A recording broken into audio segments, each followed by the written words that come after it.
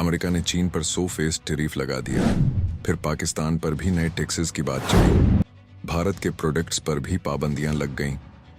लेकिन सवाल ये है, ये टैरिफ होता क्या है और अमेरिका हर किसी पर ये क्यों लगाता रहता है?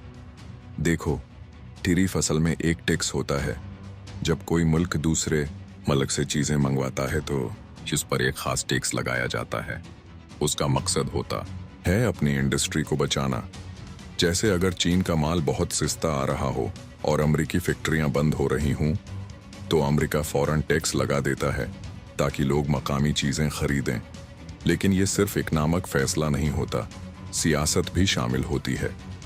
अमेरिका अक्सर दूसरे मुल्कों पर टैरिफ लगाकर इन पर दबाव डालने की कोशिश करता है।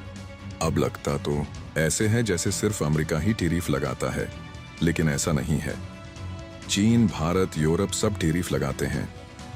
बस फर्क ये है कि उनके फैसलों का असर दुनिया भर में इतना बड़ा नहीं होता जितना अमेरिका के एक फैसले का होता है। अब बात करते हैं पाकिस्तान की। जब अमेरिका ने चीन के माल पर टैक्स लगाया तो चीन के लिए अमेरिका में चीजें बेचना महंगा हो गया। अब वो अपना माल दूसरे मुल्कों में बेचने की कोशिश करेगा, जैसे पाकिस्तान, मशरक वस्ती और अफ्रीका। उसका मतलब है कि पाकिस्तान को चीनी चीजें सस्ती मिल सकती हैं। इलेक्ट्रॉनिक्स, मशीनरी और तामीराती सामान कम कीमत में आ सकता है। ये हमारे लिए वक्ती फायदा है, लेकिन लंबे वक्त में नुकसान भी हो सकता है। अगर चीन अपना माल यहाँ बहुत सस्ता करके बेचता रहा तो पाकिस्तान की मकामी इंडस्ट्री मुकाबला नहीं कर पाएगी।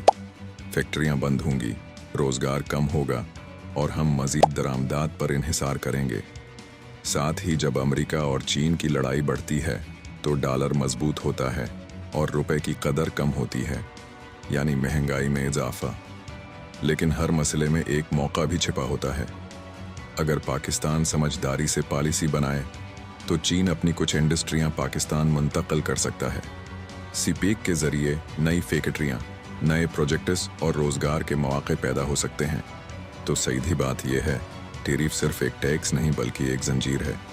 जब अमेरिका और चीन में टक्कर होती है तो उसकी गूंज पाकिस्तान तक जरूर पहुंचती है।